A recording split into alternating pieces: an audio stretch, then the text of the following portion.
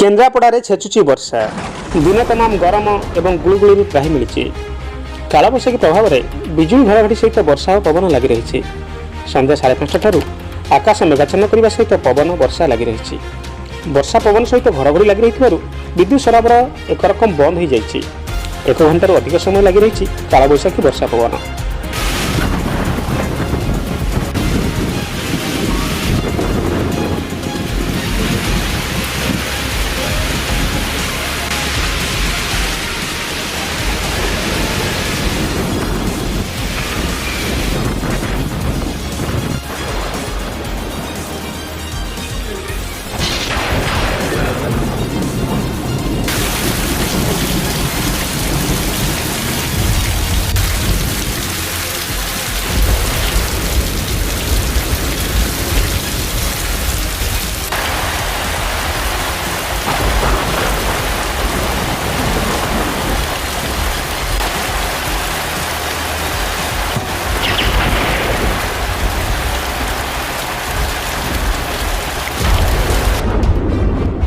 Bureau report Indore Odisha.